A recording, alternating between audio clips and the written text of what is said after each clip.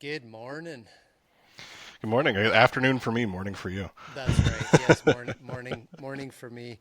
Um, so funny thing happened just as I logged into the studio here, kind of getting set up and the screen and the mic and everything. And I was looking at myself in the camera and I'm like, what's wrong with my shirt? And then I'm like, ah, geez, it's on inside out from when I got up this morning. So,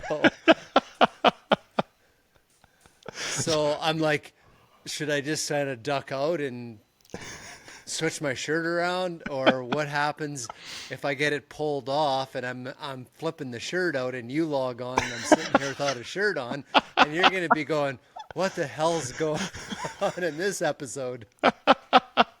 Welcome to the new Blood Origins Canada OnlyFans account. Yeah, absolutely. Absolutely. Got to make it pay somehow. So, um cool.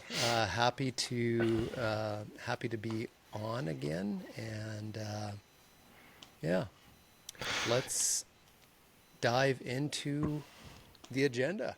Yeah, sure. We got a bit to cover. I won't say a lot to cover, but we'll see. We'll see how it goes. Maybe I just jinxed it. This is now going to be a 4-hour episode.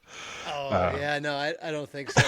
It's probably a little shorter than the other ones, but uh, the first thing that you wanted to talk about was the fur harvesters auction dates. Yeah, definitely. So some news that just came out earlier this week, or might have been end of last week, that I'm sure will be of interest to all the trappers who are listening.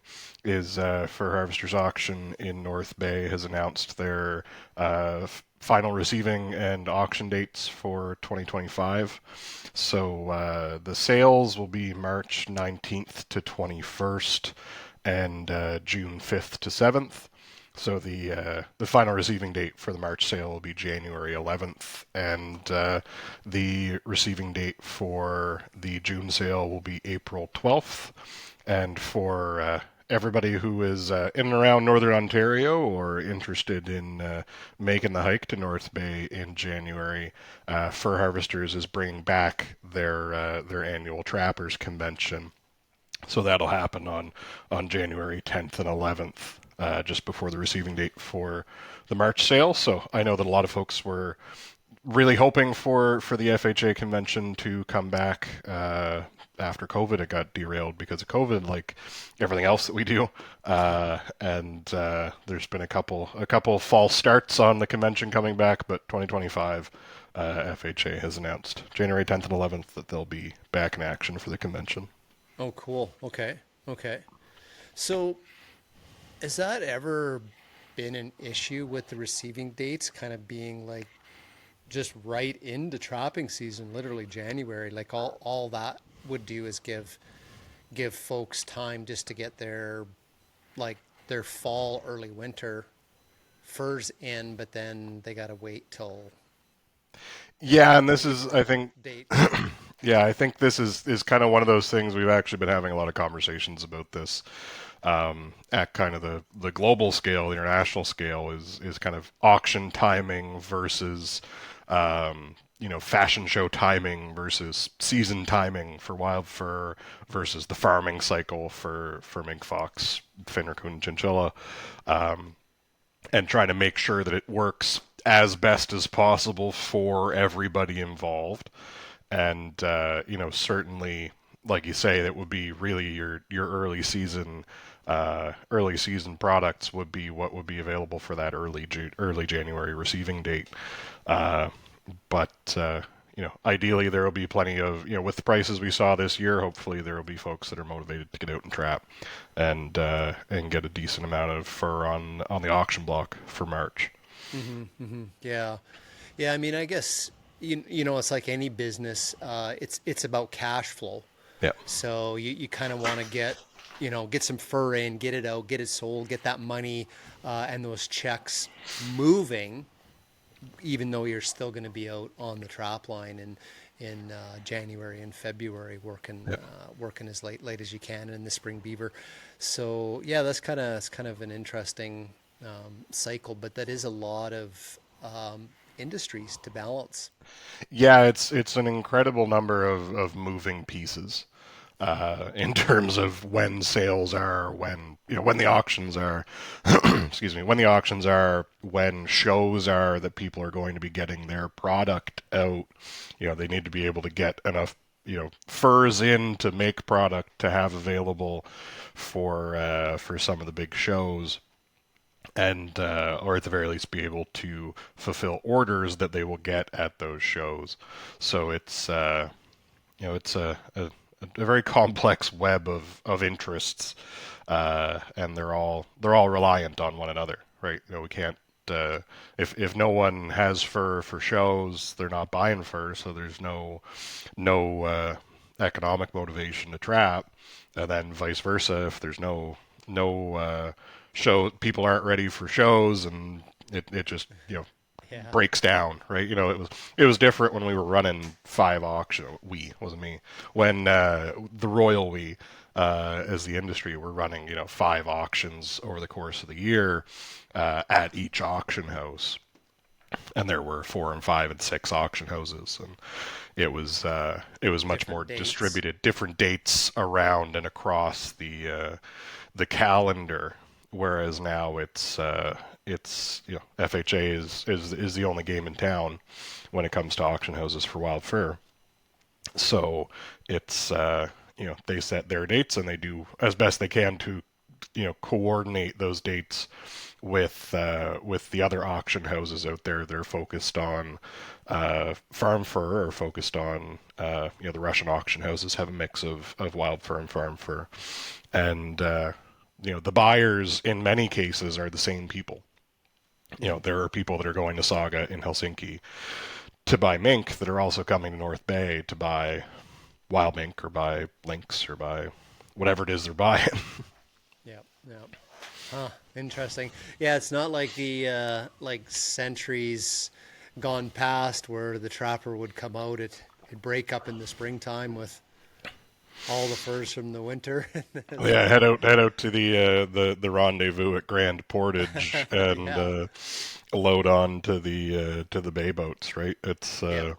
a bit different, or even more recently than that, just come out of the woods to the train line and throw Yep. your bundles onto the train as the train rolls past. Buy some supplies and have a bath and then Yeah, and head back. head back.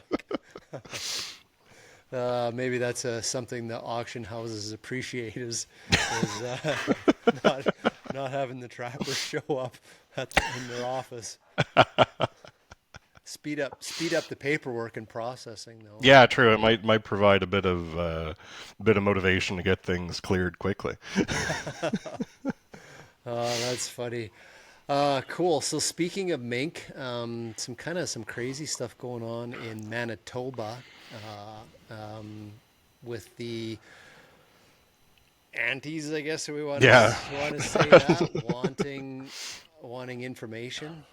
Yeah, so this was a kind of a weird story coming out of Manitoba that I think it was Animal Justice is appealing a decision of Manitoba Agriculture in regards to a freedom of information request and or access to information request in Manitoba. And essentially what the antis want is the addresses of farms. There's dressed up in a whole bunch of other stuff. But what they want to know is the addresses of the farms. It's not as Okay. though there's a huge number of mink farms left in Manitoba. There's a handful of operations out there, and they can get the number of mink produced and things like that from Stats Canada or from whoever. But yeah, they're really bent out of shape about the fact that they can't get addresses for the farms. And I mean, these are family farm operations. In many cases, mink farms are, a family farm where someone's living on the property, Yeah. Yeah. and this idea that the antis are coming out with is that for some reason they think that they're entitled to, the home addresses of people. I don't know if they want their blood type and social insurance number too, but we've seen this, in Canada. Thankfully not as much in Canada in recent years, but we see it all the time in the States, of different groups that come in, middle of the night with ski masks on and wire cutters and cut through the fence, and all of a sudden you get 10,000 mink running around that have been, you know, in their words, released from their cages, and you end up with a whole bunch of dead. Worst case scenario, you end up with a whole bunch of dead mink. Um, Best case scenario, you end up with a few days of trying to chase down all the mink that are running around the farm, because generally they don't go very far from the farm, Mm-hmm. thankfully. But it just creates so many issues with biosecurity, and I know of at least one situation where there was a farm intrusion and mink were released, and they went and they got their mink back, or most of their mink back, and at some point in their time off the farm, the mink had picked up distemper. So now the farmer had distemper all through his mink herd, and that's a pretty serious disease for mink.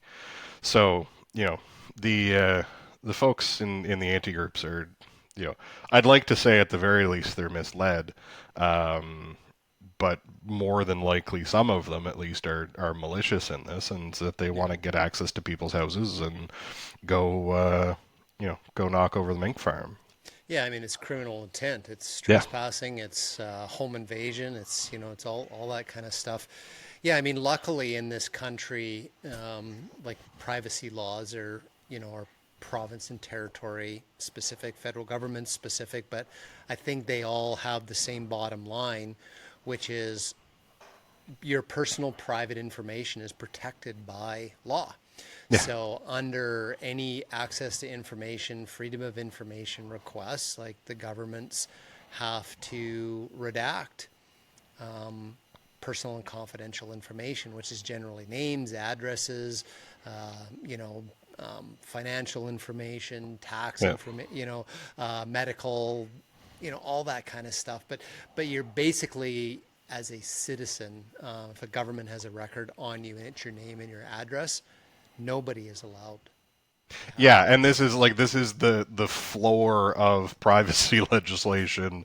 I've had the fortune or misfortune of having to be very familiar with those pieces of legislation in past lives, and name, address, is phone number, email is like the very basic. This does not get released, and I mean, this is a case of it's an anti-group that's based in Toronto that isn't in Manitoba.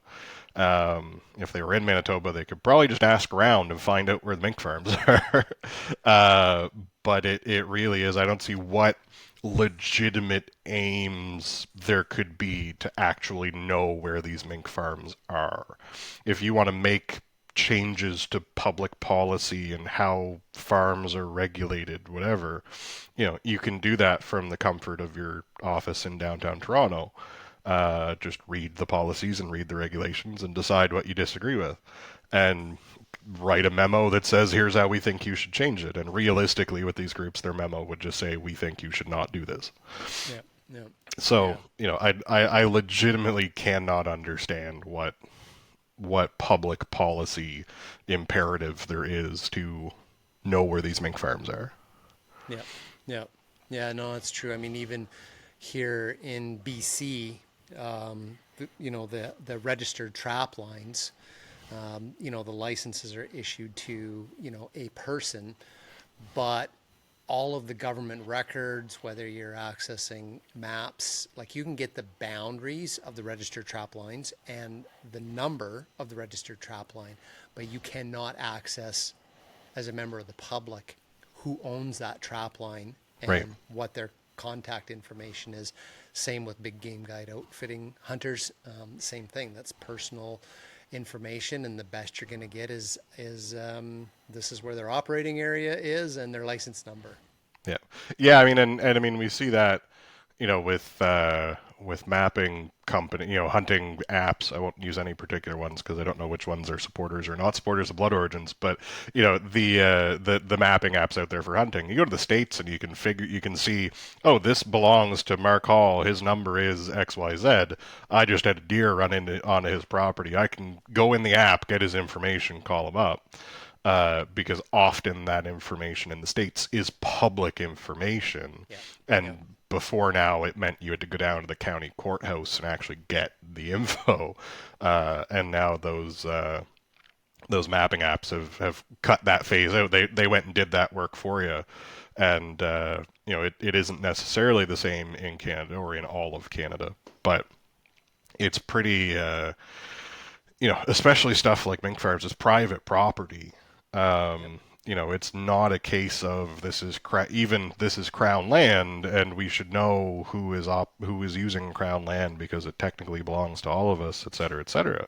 It's held in the public trust. No, this is like someone's property they own that they've probably owned for generations, and for whatever reason, the ARs think that they should be able to find out exactly who that is and where that is, so they can punch it into Google Maps and go, release 10,000 mink onto the landscape. Wow. Crazy. I mean, just the things you got to guard against, and I mean, this goes on like in every aspect of farming. Hog producers, chickens, eggs, beef, right? Like everybody's trying to do the same thing, and and get in and release animals and let them out of vehicles, out of the Yeah. transport vehicles and stuff. So, yeah, I feel for people running farm operations nowadays. So Yeah. nobody's trying to figure out where the beet farmers are, but Maybe that's what we need to do is go file an access to information request to find out where the offices of all the ARs are. Um, find out where their offices are, see where their home addresses are, um, and let them write the same ridiculous memo that I'm sure that we had to write and Manitoba mink farmers had to write of like, no, you can't get my home address. yeah, yeah, that would be an interesting one to turn the tables Yeah, on but those folks. they got 10 times the staff we do, so it wouldn't actually make life any more difficult for them. Yeah, and rich funders. So Yeah, they go to the funders and say we got to hire 15 more interns because we're getting this one access to information request. jeez. So speaking of violence and intimidation, you got a story about Max Mara. Yeah, and this is I forget if it was the last episode or 2 episodes ago. This for regular listeners, you're going to see this become a trend uh, in the Truth About Fur podcast. Unfortunately, because it's a trend writ large in the fur industry, is another fashion designer brand called Max Mara. I think they're out of Italy, but they have a global presence. There's a Max Mara store, I think, in Toronto. There's a few in the States as well. They've been the target of a pretty consistent harassment campaign by animal rights groups for, I mean, at least 2 years. I think I've been hearing about this since I started at the Institute a little over 2 years ago. They were target number one in the eyes of some of these groups, the Coalition to Abolish the Fur Trade out of the States in particular, but some other groups as well. And it was beyond just picketing outside the store. It was people were going into stores and destroying merchandise and intimidating and harassing staff, and there were incidents of legitimate physical violence where I shouldn't say legitimate physical violence, of illegal physical violence, but legitimate in the sense that they actually happened against employees at Max Mara stores. So Max Mara eventually has come out just a couple weeks ago and basically threw up their hands, same as we've seen other brands do, um, and just say like, listen, we're out. We don't we don't use fur. Like we're not using fur right now, but sure, we're not going to use fur, and as with many of these brands and then decisions these brands have made, it's the antis come out and announce it first. They announce it before the brand does. They come out and they say, "Oh, this is wonderful, and you're out of fur, and we're saving cute little foxes or whatever." Um, and this one was particularly egregious. So Max Mara actually came out, the brand came out, and made a statement in response to these groups saying that Max Mara was out of fur, and it's pretty entertaining. So I'll just read it. We confirm that the brands of the Max Mara Fashion Group have not been selling fur products for some seasons. Uh, Through internal communication, we have reassured our employees who have been subjected to pressure and violence, particularly in the United States, that the company has long chosen not to use fur in its products and will continue and we will explore all available legal solutions to protect them from systematic privacy violations and repeated psychological abuse. Repeated psychological abuse is what these people are going through um, at a store that doesn't sell fur anyway. Like that's the part that I find like almost most egregious about this is it's one thing to go protest a store that's selling fur because it sells fur. It's another thing to, harass people for years and intimidate people for years, um, and they don't sell it anyway. Yeah, that's just a broader um, bullying and intimidation tactic for others. Yeah. To see that, to say like, I'm going to quit working at this business, or their business is going to change because I don't want this, to come here eventually. Like that's the end game there, right? Yeah. It's to continue to scare, people that they have not yet reached. So Yeah, and it's another name on their list of brands that, I mean, at some point Max Mara used fur. I don't know if they stopped using fur you know, for philosophical reasons or just because trends are what trends are in yeah, fashion, and it may just be by circumstance that they haven't used fur in X number of years. Um, we saw that with Marc Jacobs, where he was like, "We haven't used fur in like X number of years. We did yeah. one. We did a joint collection with Fendi that used recycled fur 3 years ago. But our own brand hasn't used fur in however long. Um, that I think in a lot of ways we've kind of hardened the brands that will and the brand will use fur and the brands that won't. And it's going to take a whole lot to dislodge the ones that do use fur So what and I'm continue to use fur. so here's what I'm thinking. Fur hats, the beaver felt cowboy hats, right? Yeah. So let's think of a store in Calgary, Alberta, or Montana, and they're gonna roll in there and intimidate the employees because they're selling cowboy hats that are, whatever, 246X hats or something like that, and or even the ones that have rabbit fur in them, right? Yeah. And yeah, I'm like, that's gonna go a completely different direction somewhere like Montana, where there's a pretty good likelihood that the people working in the store probably, have a firearm under the counter or whatever, Yeah. right? So it's like, yeah, there, like you said, there's stores that are not going to back down from something, like this, and I can see the cowboy hat world probably being one of them. And Yeah, I think some of they'll be the, one of the last holdouts. Will be the cowboy hats. yeah, well, I don't think they'll ever get No. intimidated. There'll be some, yeah, Yeah, some but I mean, at the Western. same time, we used to say basically the same thing about Canada Goose, right? It was a brand that built itself on coyote rough parkas, and Hmm. Hmm. unfortunately no longer does. I think in a lot of ways their stock has reflected the consequences of that decision, given that it's trading for like 19% of what it used to. But Yeah, yeah, um, this is something that we've seen. In a lot of ways, I think it's that the anti groups they suffer from an inability to claim a win. And we've got fur-free policies at basically every major department store in North America.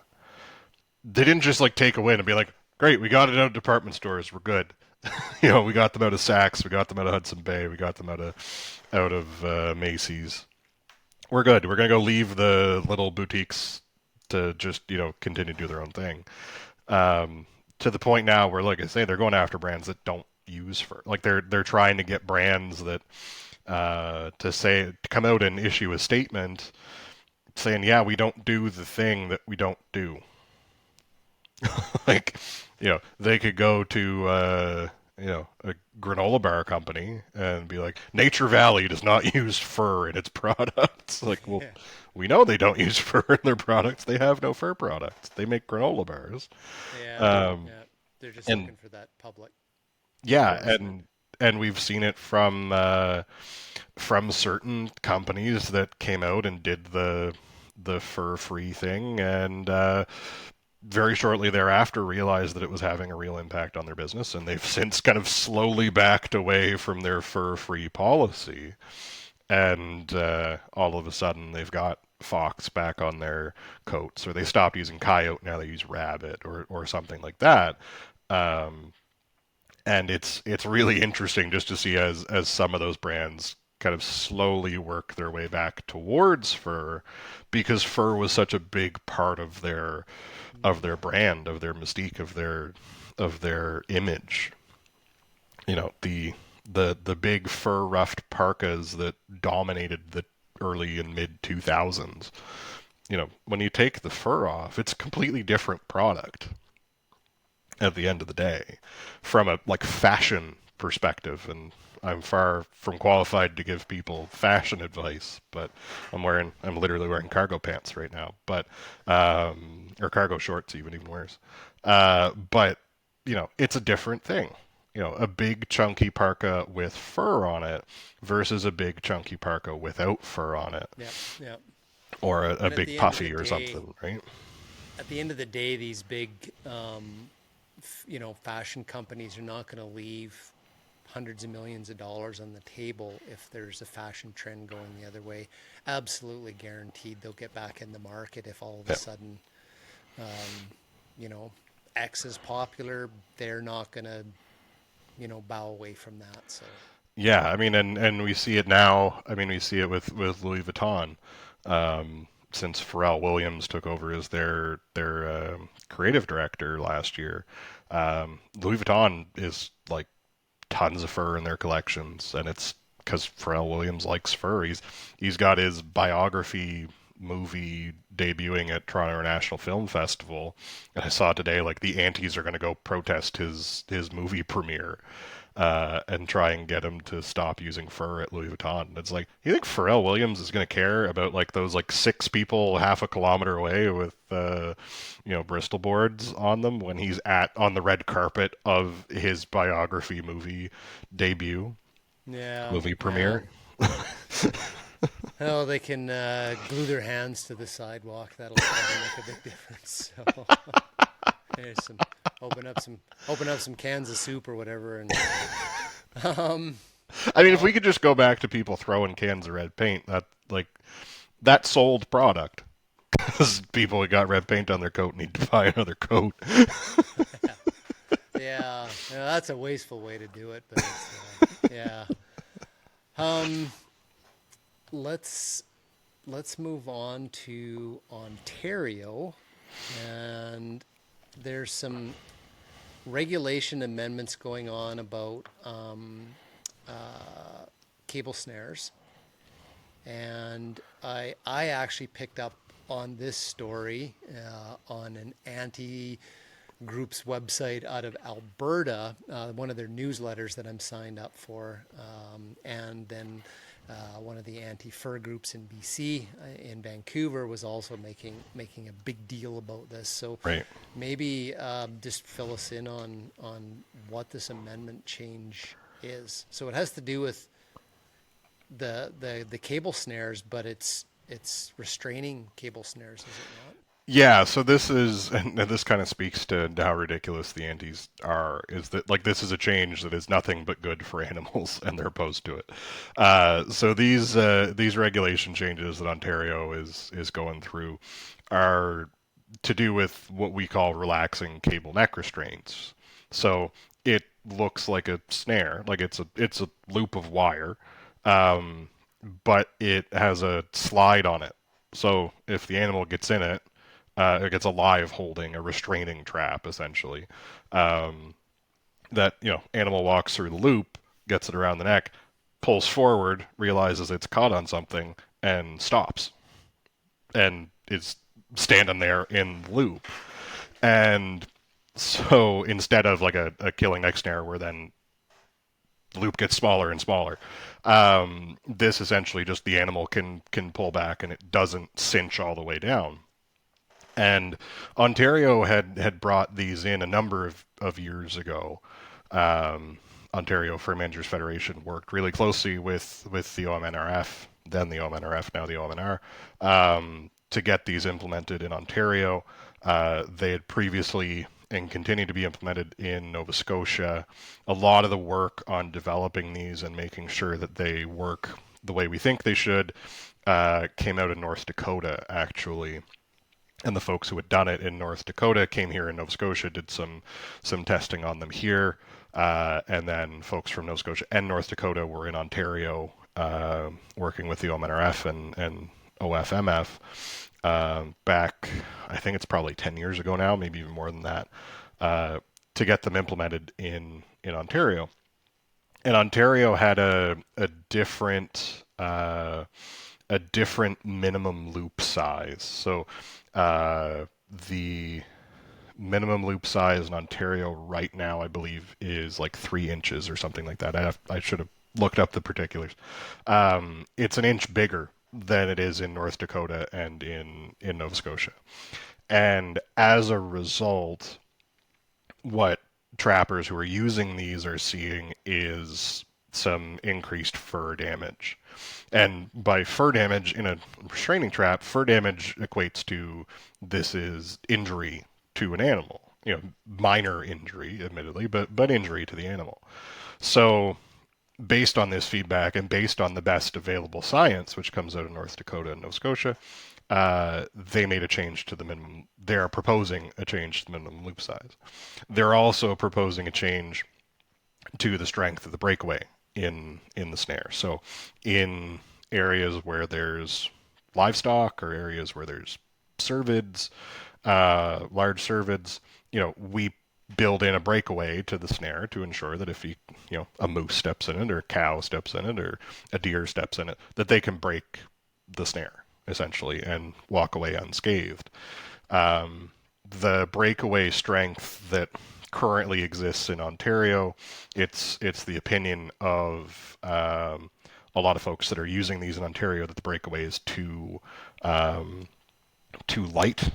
And based on some research that we've done at the Institute around breakaways and research we've done on the ability of cervids to break certain strengths of breakaways, and then what strength breakaways actually break away at, the commonly available ones on the market.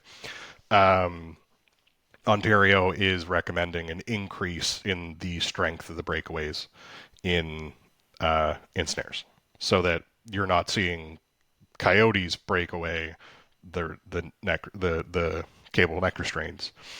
That if it's a coyote, they'll stay in it, and if it's something that isn't a coyote, that they'll be able to break it. It's pretty straightforward. And I mean, these are a tool. Relaxing cable neck restraints are a tool, as with any trap, any different kind of trap, any different kind of set. It has a particular use in a particular environment. And relaxing cable neck restraints are great for areas where there's dogs.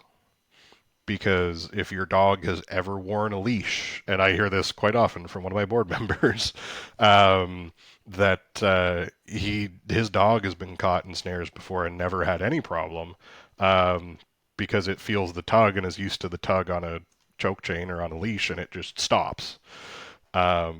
Same thing with these relaxing cable neck restraints. So if you're on a farm trying to deal with some wildlife conflict issues with coyotes, these are perfect, and you don't have to worry about the farm dog being out and about, because if the farm dog gets in the relaxing cable neck restraint, it's going to be probably pretty annoyed that it can't go anywhere for a while. But if supper time comes and Fido doesn't come back to the house, you can go, oh, he's probably out there somewhere in one of these neck restraints. And that's a much less stressful trip on the quad or on the farm truck out around the fence than it is if you were setting actual snares, like killing snares. Because then Fido doesn't come home to supper and you go, I need to go like right now and go see what's going on. So the antis are trying to make it so that we have a worse system on the landscape, that they don't want us to make these changes. They don't want Ontario to make these changes that align with the best available science in service of making these traps more humane, and in service of also making sure that more non-target species are able to escape, or that only the non-target species are able to escape, instead of half the coyotes that get caught breaking out. Which maybe that's why they're against it, is they would just rather the coyotes be able to break every snare. Yeah, I think they're just opposed to any Yeah, changes on principle, right? They're just trying to make it difficult where somebody's going to be like, ah, it's trapping's not even worth it, right? yeah, Because of all this stuff. But yeah, I mean, it's critical to have, many different, tools available, and economics is a part of it. Like, I mean, there is the option of a restraining foothold trap, but the difference between a cable snare and a foot trap can be, yeah. It can be quite economically significant if you're yeah, it could be trying to. 75, 80, $100 Uh, difference, for one single set. So yeah, yeah, I mean, that should be also an opportunity for the trapper themselves to make that decision of what tool they're willing to use, because they have to take their own economics into consideration as well. If the end yeah. result is the same, the person should be allowed to choose the various tools, right? So, Yeah, yeah, and this isn't we're not just doing this on a flyer. This is something that's been researched. There's peer-reviewed science out there from North Dakota and from Ontario about this, and it's like, okay, well, here's the study. To fight the science if you want to, but here's the study, here's the science, uh, and so stuff like obviously, if it's moving forward to a regulation amendment, it has support all the way through the government ministry and everything, right? The yeah, biologists and the managers and stuff. So it's just the the ARs are using it for like some publicity purposes, and making us think about things, but it's not something that has to go for public comment, or a well, ministry so like signing so off it's on making a yeah, decision or like something. it's out for public comment now, and the consultation may actually be closed now. I didn't check before this, but we've made our comments. OFMF has made theirs. That follow the science on this, and some of this stuff is informed by research that the institute does. Certainly, so it's not as though I'm not just Hmm. pontificating about something that we had nothing to do with. But there are parts of that can't be public.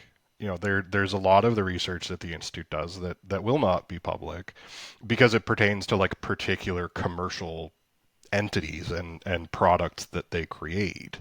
Yeah. And And this is something I'm sure that copyright, once those intellectual property, proprietary, exactly all that. Yeah. commercial intellectual property, and I'm sure the ARs are probably going to go do a lap about the institute. It's been a while, and they'll say Ontario's making these unfounded regulation changes on secret backroom deals with the Fur Institute of Canada, and it's like, well, no, we're just telling you that here is the reality of the situation. Uh, we did this testing on existing commercially available products. I can't go to the Canadian Standards Authority and request their results on testing a particular pair of boots. So, because we don't want to negatively impact the commercial operations of a trap manufacturer, snare manufacturer, whoever. It's competitive advantage. That's part of being Yeah, in business, right? Yeah, yeah. You're spending all this money on R&D, and if you're getting something tested to be certified, or whatnot, you want that intellectual property protected. yep, I totally get it. So exactly. And it's the reality is that if we start blasting that stuff all over town, all of a sudden there probably won't be a whole lot of trap manufacturers that want to work with the Fur Institute of Canada. yeah, And if that were to happen, then all of the provincial and territorial governments that rely on us to do trap testing and to do this kind of research will no longer have anyone to go to do that research yeah, exactly. because they're not going to Well, create a Fur Institute of Canada 2.0.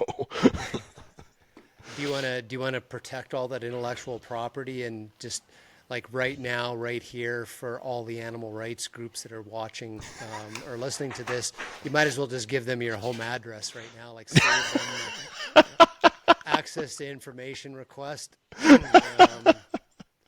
It's Yeah, that's 123 Fake Street, Springfield. yeah, like divert them away from getting this proprietary Yeah. information from them. Well, that's if I could do the access to information request and get all of their personal information, I would just send like the animal justice person to the PETA person's house and the PETA person to IFAW's house and just have them all chase each other around. That's a whole new career in itself.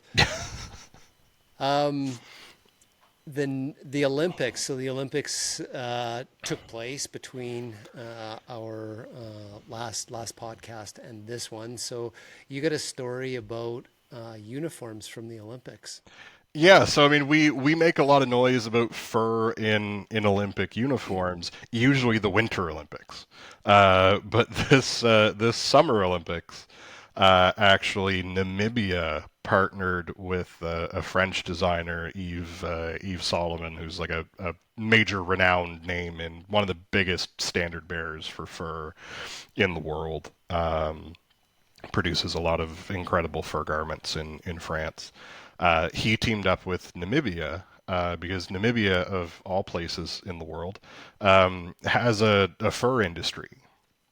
And Namibia produces what we call swakara, which is a particular kind of desert sheep that's raised for its wool. And it's really interesting curly haired wool that makes for some really interesting high fashion looks. But they teamed up with Yves Solomon to make some uniforms from Swakara for like the opening ceremonies for their flag bearer and stuff to be wearing, Namibian textile, Namibian garments, as opposed to just, whatever, insert activewear brand here. To say we're Namibia, we're proud of being Namibia, we're proud of what the products that our country produces, and we want to show that on the world stage at the Olympics. That's so And cool. it's really cool. They're really interesting garments, kind of almost like a sable color, like light Yeah. brownish. They looked incredible, and I'm hoping that this move by Namibia to wear fur at the Summer Olympics can, at the very least, help inspire the Canadian Olympic Committee to ensure that there's fur in our Winter Olympic uniforms because Oh, it's absolutely. We had Canada had the worst looking oh god. uniforms at the Olympics. The joke was it was like Canada's colors are red and white, but it was done in this sort of pixelated kind of format in the uniforms that they looked sort of pinkish. Yeah. And the funniest one I saw was somebody showed the Canadians Olympics uniforms and an uncooked piece of bacon, and Yes. they kind of looked they kind of looked the same. So the comment was no more. So yeah, I think next Olympics, Winter Olympics, Canadians better have some seal fur. That's That'd be my great. Yeah, the that's what should be on Canada's Olympic uniforms. like, and it's unfortunate that for the last few Olympic Winter Game uniforms, actually, like the Canadians have had no fur on their uniforms, and meanwhile, there's other countries that do that probably are wearing Canadian fur. Right.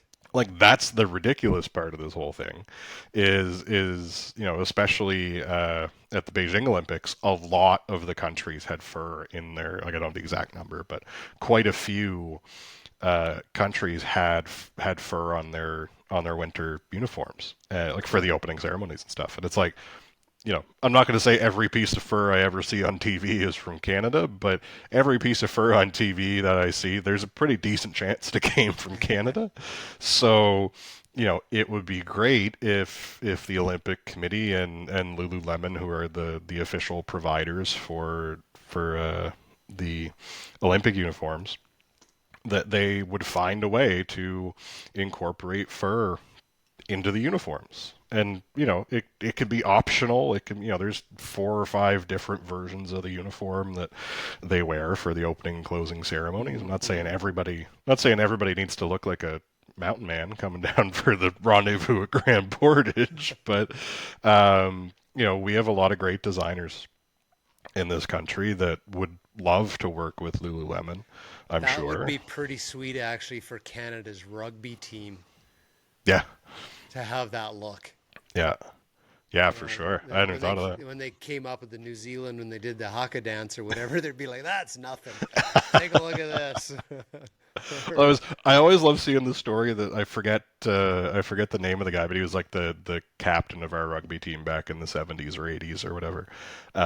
When the All Blacks from New Zealand were really starting to do the haka, apparently the Canadian team had like practiced an Iroquois war dance, and they were like all ready to do it, and for whatever reason at the last minute they called it off.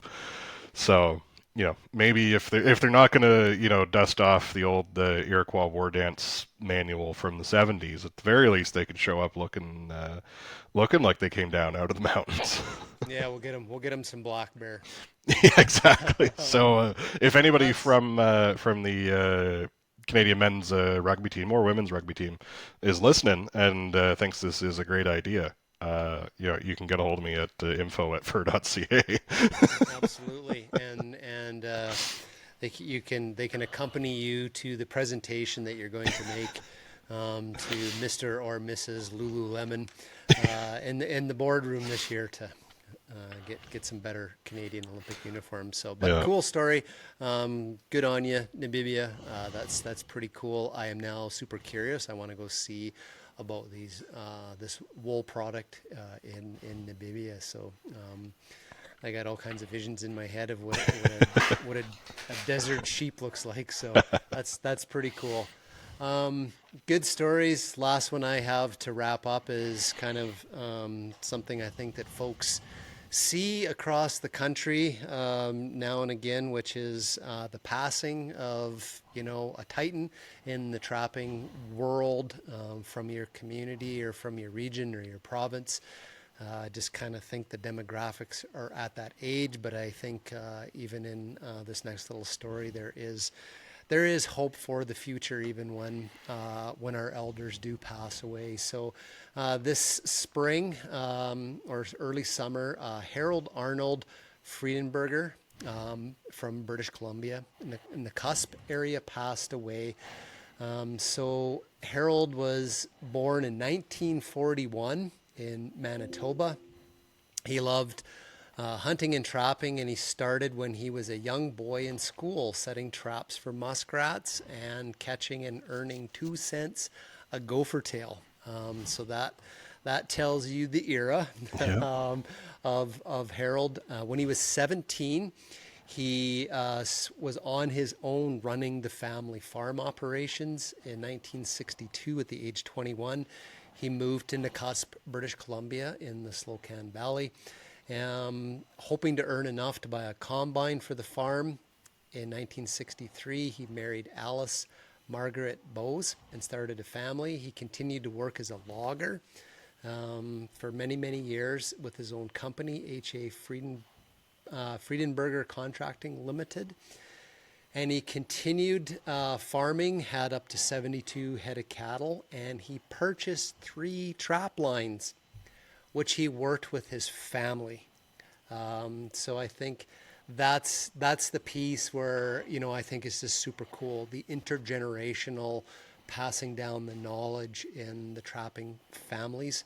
And that's why I said we're honoring Harold. It's a passing, it's a loss to the trapping world, but the hope there is that he dedicated a tremendous amount of his time and purchased trap lines to get his family involved and pass that legacy on. So I think that's probably alive and well in the Friedenberger family in the cusp.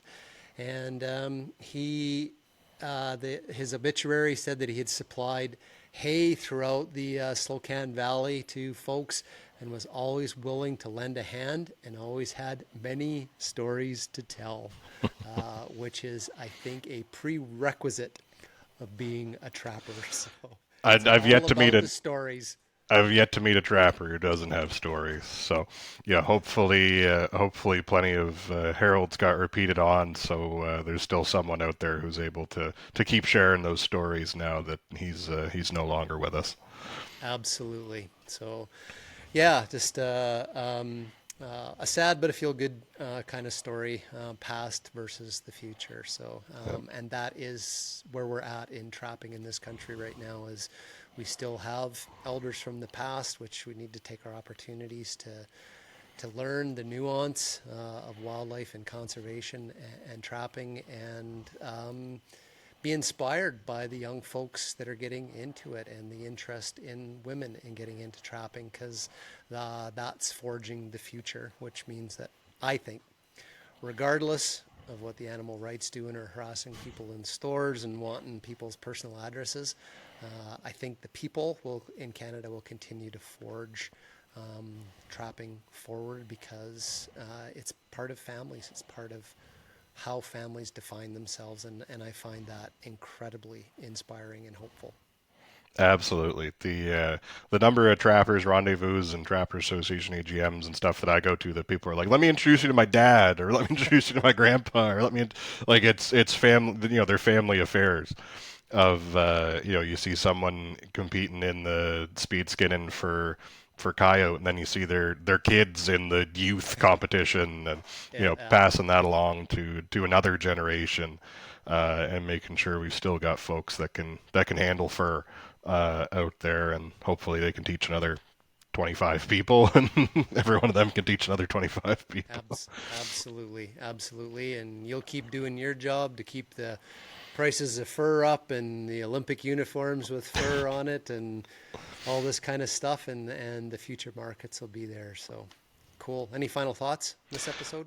No, this is. I think this has been a great episode. Looking forward to coming up with a whole bunch of other stuff to talk about on our next episode. I'm headed off to Helsinki here in 2 weeks to go represent Canada at the International Fur Federation. So probably have lots of interesting stuff to talk about that's going on all around the world. Hopefully, my friends the Namibians are there. I can talk to them about Eve Solomon and the Olympic uniforms. Get the behind the scenes on the uniforms. But it's a great opportunity to go there and talk to folks from around the world and see what's going on, not just in our own backyard, and what's coming, or what are they dealing with that we've already dealt with. And Amazing, amazing. Oh, I'm really excited to hear those stories, and look forward to the September episode. So until then, thanks for listening or watching, folks, and we'll see you in the next episode. yeah, we'll see you then.